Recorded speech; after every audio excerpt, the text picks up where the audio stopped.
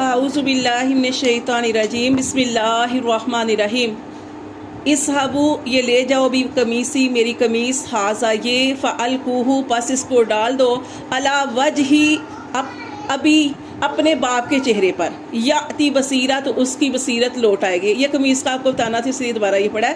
وَأْتُونِي اور تم سب آؤ بِأَهْلِكُمْ لے کر اپنے اہل والوں کو اجمعین سب کے سب کو. یہ جو قمیص تھی یہ کیا قمیص تھی کہ یہ یعقوب علیہ السلام کی آنکھوں پہ جیسے ہی ڈالی گئی تو ان کی روشنی آنکھوں کی روشنی واپس آ گئی. یہ وہ قمیص تھی کہ جب ابراہیم علیہ السلام کو برہنہ کر کے آگ کے اندر ڈالا گیا تھا, قمیص کپڑے اتار دیے تھے ان کے اور ان کو آگ میں ڈالا گیا تھا, تو فوراً ہی جبرائیل علیہ السلام وہ قمیص لے کر جنت سے لے کر آئے تھے. وہ کرتا لے کے آئے تھے اور ابراہیم علیہ السلام کو پہنایا تھا. یہ وہ کرتا تھا. یہ تبرک کے طور پر آگے چل رہا تھا.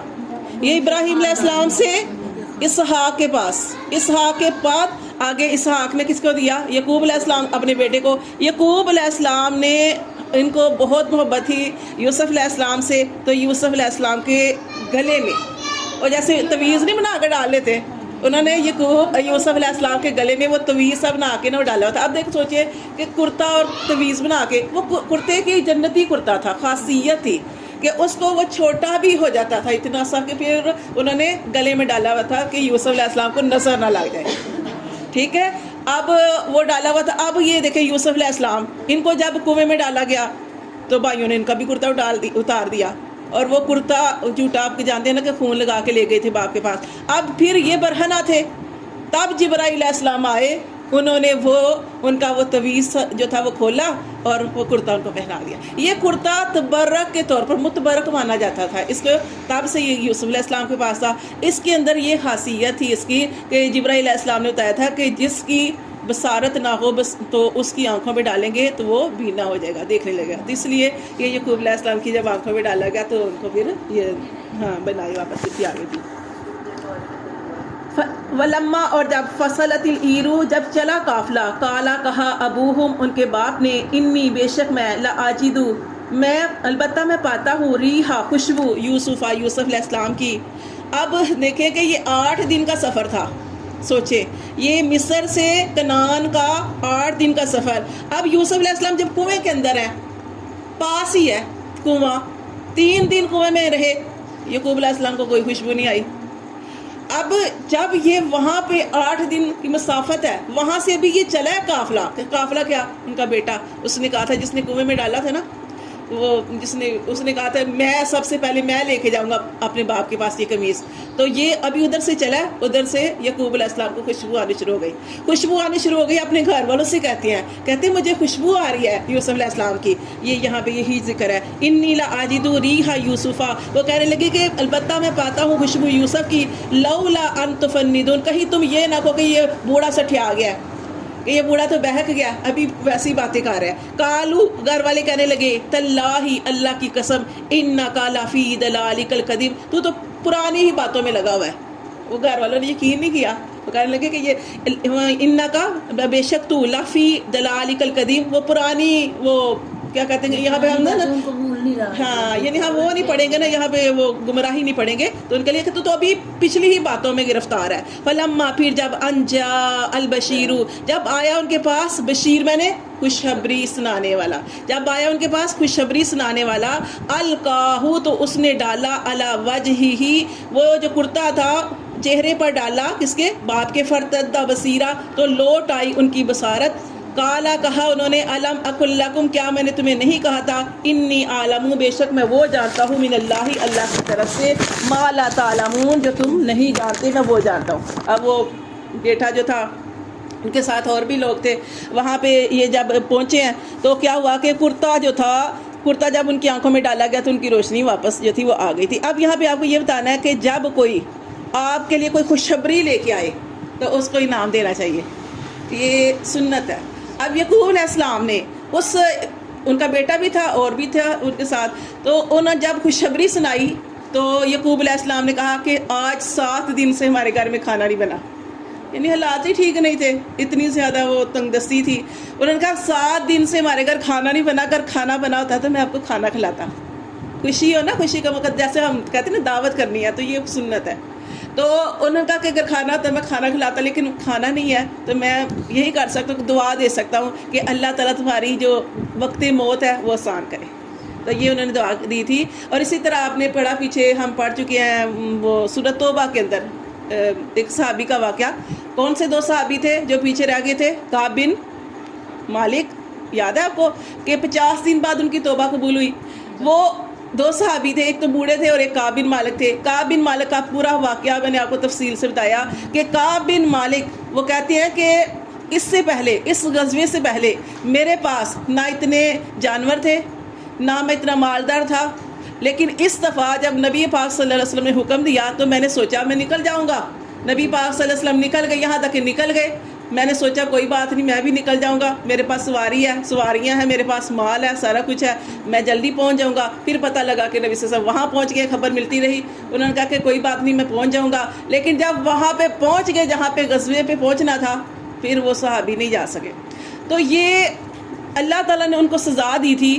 سزا 50 دن بعد، وہ پورا تفصیل سے واقعہ ہم پڑھ چکے ہیں. 50 دن بعد جب ان کی سزا ختم ہوئی تو ایک جب نبی پاک صلی اللہ علیہ وسلم نے خوشخبری سنائی نا، کیا خوشخبری سنائی کہ اب ان کی توبہ قبول ہو گئی ہے. اللہ نے اعلان کر دیا ہے، معاف کر دیا، توبہ قبول ہو گئی. 50 دن بڑے سخت گزرے ان کے. پھر 50 دن بعد توبہ قبول ہوئی تو جب اعلان ہوا تو ایک آدمی دوڑا گیا، ہر ایک کی خواہش تھی، کئی سواریوں پہ بھاگے، کئی پیدل بھاگے کہ ہم جا کے خوشخبری سنائیں. تو وہ بھاگے گئے. تو کہتے ہیں ایک آدمی جب صحابی بھاگے گئے ان کے پاس سے جا کے خوشخبری سنائی، دور سے آواز لگا دی، خوشی سے آواز لگا رہی کہ اللہ نے تمہاری توبہ قبول کر لیا ہے. تو وہ کہتے ہیں وہ کعب بن مالک رضی اللہ تعالیٰ عنہ، انہوں نے اپنے جو کپڑے پہنے ہوئے تھے نا، وہ کپڑے اتار کے ان کو دے دیے، یعنی کہ خوشی کا اظہار کیا. تو خوشی میں یعنی خوشی کا اظہار کرنا چاہیے. اسی طرح آپ جانتے ہیں کہ حضرت عمر فاروق رضی اللہ تعالیٰ عنہ، انہوں نے جب ہم تو پڑھ لیتے ہیں نا، حضرت عمر فاروق رضی اللہ تعالیٰ نے جب سورۃ البقرہ ختم کی، ہم تو کہتے ہیں نا ہم نے پڑھ لیا سورۃ البقرہ ختم کی. اور کیسے ختم کی؟ اور ہم تو پڑھ لیتے ہیں آدھے گھنٹہ، پونا گھنٹہ، کسی کو 1 گھنٹہ لگ جاتا ہے. انہوں نے اس کا ایک حکم پڑھتے تھے، اس پر عمل کرتے تھے، پھر آگے چلتے تھے. اور 7-8 سال میں انہوں نے سورۃ بقرہ ختم کی. سورۃ البقرہ ختم کی. سورۃ البقرہ ختم کرنے کے بعد انہوں نے اونٹ ذبح کیا اور کھانا کھلایا. تو یہ ہم کہتے ہیں نا ختم کہاں ختم لکھا ہوا ہے. تو یہ قرآن پڑھیں تو آپ کو پتہ چلتا ہے. خوشی کا بھی اظہار کرنا چاہیے. خوشی میں آپ دعوت کر رہے ہیں وہ بھی ٹھیک ہے، کسی کو تحفہ دے رہے ہیں وہ بھی ٹھیک ہے. کوئی آپ کو خوشخبری سنائے تو آپ اس کو کچھ نہیں نہ دے سکتے تو دعا دے دیں. تو یہ اس میں یہ چیز آ رہی ہے. پھر آگے وہ کہہ رہے ہیں قالوا یا ابانا استغفر لنا، انہوں نے کہا اے ہمارے باپ بخشش مانگ ہمارے لیے، ذنوبنا ہمارے گناہوں کی، انا کنا خاطئین ہم ہی خطا کار تھے. اب بیٹوں نے کیا کہا کہ ہم ہی خطا کار تھے، تو اے ہمارے باپ ہمارے لیے بخشش طلب کر.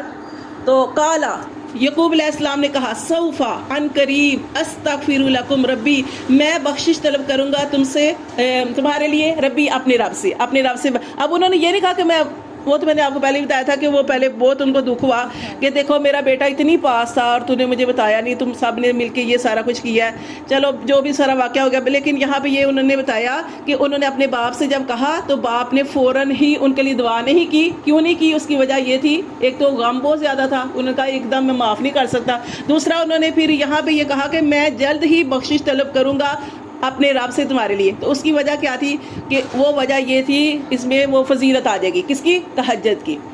جب نبی یعقوب علیہ السلام نے تہجد کا وقت جو تھا، انہوں نے کہا کہ میں اس ٹائم اللہ سے مغفرت مانگوں گا تمہارے لیے. اس وقت اللہ تعالیٰ جو ہے وہ پسند کرتے ہیں کہ میرے بندے میری طرف آئیں. وہ حدیث میں بھی آتا ہے کہ جب رات کا آخری پہر ہوتا ہے، تہائی حصہ گزر جاتا ہے، تو اس وقت اللہ تعالیٰ آسمان دنیا پر تشریف لاتے ہیں، اور اس وقت اللہ تعالیٰ کی رحمت جوش میں ہوتی ہے، اور اللہ تعالیٰ کے فرشتے ندا کر رہے ہوتے ہیں، ہے کوئی مانگنے والا، رزق مانگنے والا، ہدایت مانگنے والا، اولاد مانگنے والا، اولاد کے سکھ مانگنے والا، مصیبتوں سے پناہ مانگنے والا، مغفرت مانگنے والا. اس وقت اعلان ہوتا ہے. تو اس وقت انہوں نے کہا کہ وہ وقت بڑا پسندیدہ وقت ہے، اس وقت میں اللہ تعالیٰ سے تمہارے لیے مغفرت چاہوں گا. پھر اسی وقت انہوں نے اپنے رب سے اپنے بیٹوں کے لیے معافی مانگی تھی.